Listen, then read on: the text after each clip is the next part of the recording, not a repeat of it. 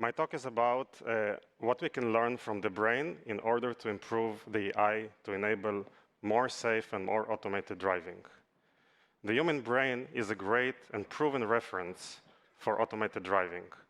The roads, the signs, the whole setting for driving was designed for human brain and for human eyes. In Autobrains, we are developing a new kind of AI, the AI that takes us a few steps closer to the way human brains works. There might be a question, why do we need a new kind of AI? There is an amazing progress today in AI. We managed to generate, through AI, realistic videos. We can have a high-quality conversation with AI. However, when it comes to real-world AI problems, we still have challenges. The current progress in AI is taking us few steps away from the reference, from the brain. We are using more compute, we are using more data, and we are using more expensive sensors. So I suggest we take a closer look to the reference, to the human brain. Let's take a look at the difference between the artificial intelligence and the human intelligence. So first of all, we as humans use our eyes. The artificial intelligence system, the autonomous driving, are using very expensive sensors, cameras, lidars, and radars. The learning process is also very different. As humans, we learn as we go. We have a self-learning mechanism. AI systems are pre-trained. We use a lot of training, a lot of data, and a lot of labeling. The inference process, the real time, is also significantly different. The AI systems uses a very heavy neural network, and it uses all the resources all the time. Our brain has those context switches. We know how to switch based on different situations and scenarios, and to use different parts optimized for those different scenarios. And finally, while the AI system is optimized and trained for the average case, the human brain is very good in those long tail of edge cases. And we manage to deal with those different scenarios, with those complex settings and combinations. Now, if we try to take it to more technical terms and ask ourselves, what are the three key gaps that are the main differences between human intelligence and artificial intelligence, I believe we'll find that we are talking about these three. The first one is the edge cases. As we drive, we have a very complex environment, complex combinations, lighting conditions, occlusions. We need to make decisions in real time with very complicated scenarios and role players. So this produces a long tail of edge cases which are frequently appear. This is the first challenge of AI that is trained, again, as I mentioned, for the average case. The second challenge is the cost. Both the cost of the system that goes into the car, its computational resources, its power consumption, its form factor, but also the cost of developing the system and validating that. The training cycle and validation cycle, labeling the data, using large-scale infrastructure to train those heavy neural networks. And finally, we get to the third major gap, which is the interplay or the interface between the key two models that are responsible for autonomous driving, the perception and the decision-making. There is a lot of things going on in the industry, and still the industry looks for the right recipe to match and pair those two different models. So let me take you through the first challenge. When we talk about AI, we usually talk about one big neural network that is being fed with a lot of labeled data, and the training process is about optimizing the average error, about reducing the mistakes over the whole set. So on one side, on the side of the solution, we have this optimization for the average case. But on the problem side, the reality is that we have a long tail of the corner cases that quite frequently appear. They aggregate, and that's the mismatch. So we don't have a good solution for those edge cases because the neural networks are trained to minimize the average error over the set. The cycle for improvement and getting to this edge case is by feeding more data, by labeling more data, by adding more layers, more parameters, more operation to those neural networks, and using more compute.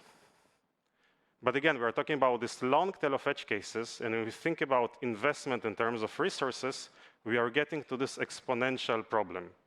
So in order to improve the system 10 times, we need to invest 10,000 of times in terms of labeling, data, and infrastructure. And that's why we see marginal improvements today in real-world AI problems when we are thinking about those edge cases. We see 5%, 10%, all those publications are talking about marginal improvements. The second problem is the match between those two models, the perception. The model that is responsible for mapping the whole environment to environmental model, understanding the road players, the road settings, and modeling that in 3D, and then feeding the next model in the pipeline, which is the decision-making model. Today, one approach is the ADAS approach, to keep those two models separately, while the first one produces the object list and attributes and feeding the decision-making model. This worked extremely well for level 2 kind of scenarios, but once we scale to more in the wild, to more open conditions, it's almost impossible to predefine what is needed from the perception in order to produce a good decision-making. So there has to be some sort of interplay, some sort of a closed feedback. And indeed, one of the trends in the industry, just recently, Tesla shifted to a completely different approach. Instead of having two different models, in their case, 3 models related to perception, and then a path planning and control related to the decision model and actuation, Tesla made a decision to throw away all the thousands of lines of code and have one giant end-to-end neural network. This neural network receives pixels, and it produces recommendation and actuation for steering, brake, and acceleration.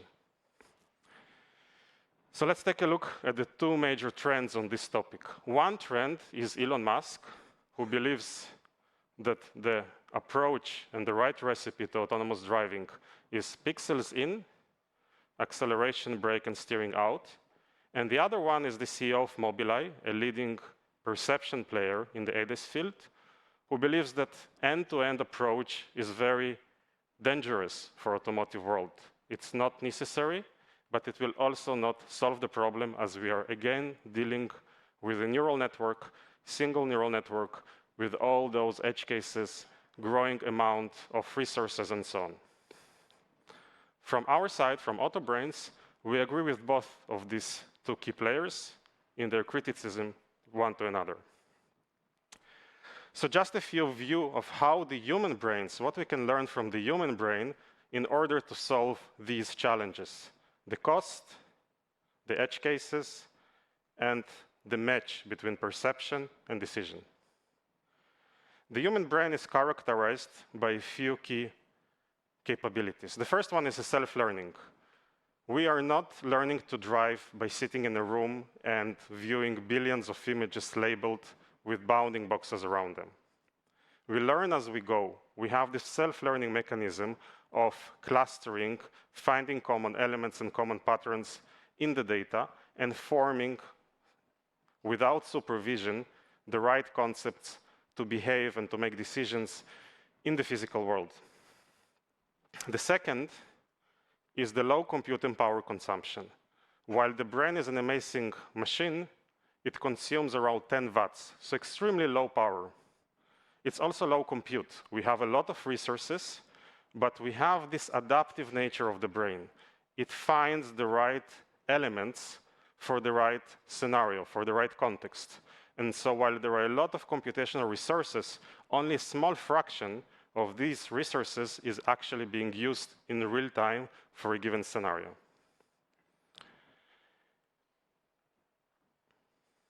Let's look deeper into the neuroscientific findings related to the brain. We know through the work of Jeff Hawkins, Marvin Minsky, and many other great people in the neuroscience world that even the human brain doesn't have a single model of the world. It is not one giant neural network. On the contrary, it's a large composition, it's a large ensemble of smaller brains, smaller neural networks, each responsible for this end-to-end processing. So that exactly brings us to the solution. We believe that the solution is a new kind of AI that has to solve these three issues. We call this AI liquid AI, and I will explain where the name comes from. So the first characteristics, which is fundamentally different from the classical supervised fixed deep neural networks, is the architecture. Today's approach are based on thinking or using a predefined architecture of a neural network with many, many layers that is being fed into this training process to find the right parameters. We are talking about emerging architecture during the learning process for those different branches and bifurcations to have the chance to address those edge cases on the architectural side. We're not talking about additional search of parameters or network parameter search. On the contrary, the idea is to split the large problem to smaller and smaller problems, and each of those problems are modeled by sub-elements within our neural architecture. So if you go back and we try to compare how the liquid AI is different in its ability to solve the edge cases, let's look again at this long tail graph, long tail of the edge cases. Instead of trying to push single large model into this area of diminishing returns, where we need to invest so much in order to improve a bit for the edge case, we are splitting the problems through this liquid architecture, and each element in the liquid architecture is responsible for a subset of those edge cases. So we can freeze some parts of the architecture and let the others optimize and solve. I would mention that the liquid architecture and the self-learning are extremely highly dependent capabilities. In order to enable self-learning, we need this approach of splitting a very complicated large problem into smaller problems. Since self-learning is all about learning for these subtle, sparse cues from the data, not from billions of labeled images. And on the other hand, in order to make the liquid architecture scalable to any problem, we need the self-learning. We cannot rely anymore on thousands of people labeling billion images as we want to get through these corner cases.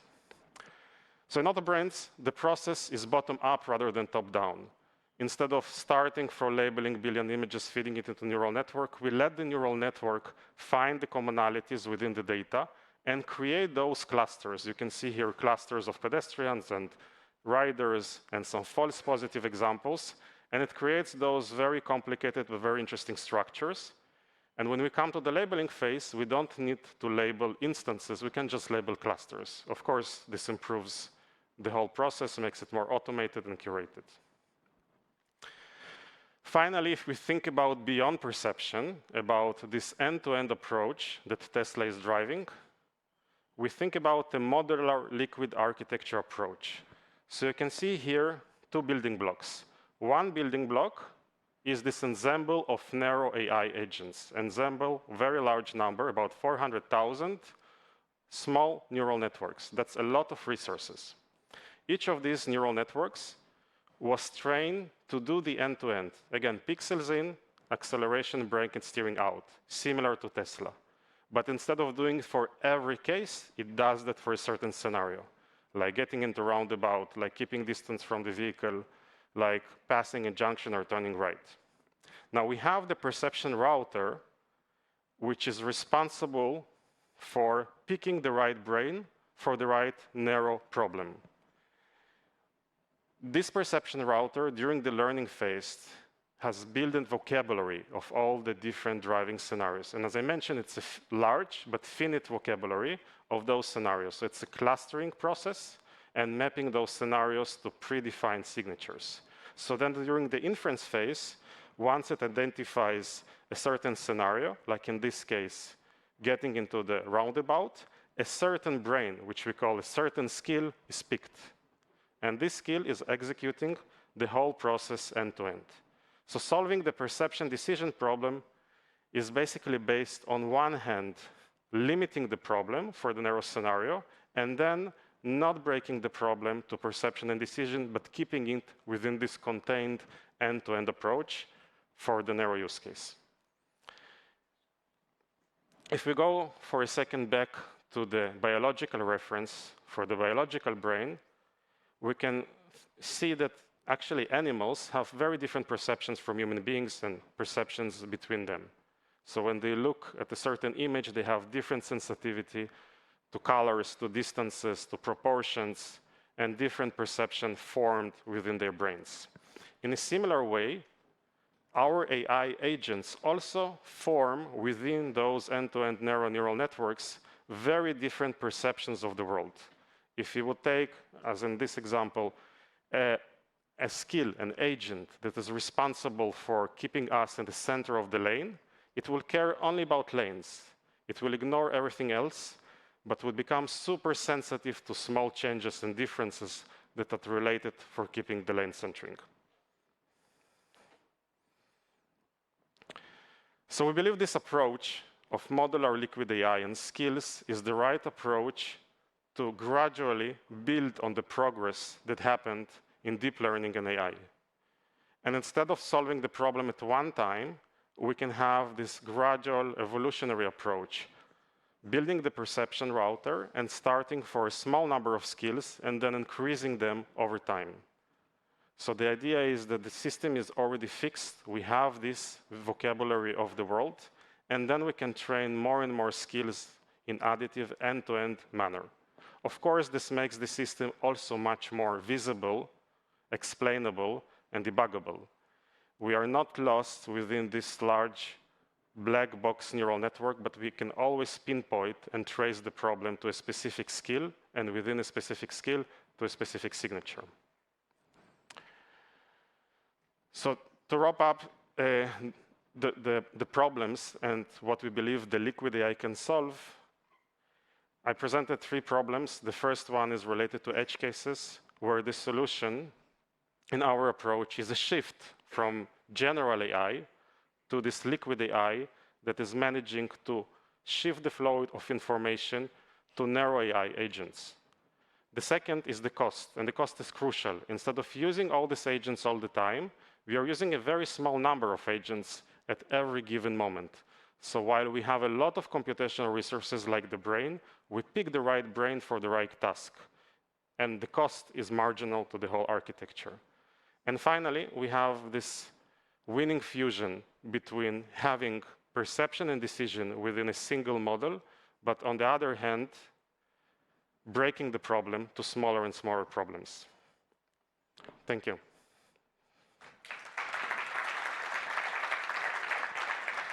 Igal, thanks a lot. Very interesting presentation. Maybe we have time for 1 or 2 questions here.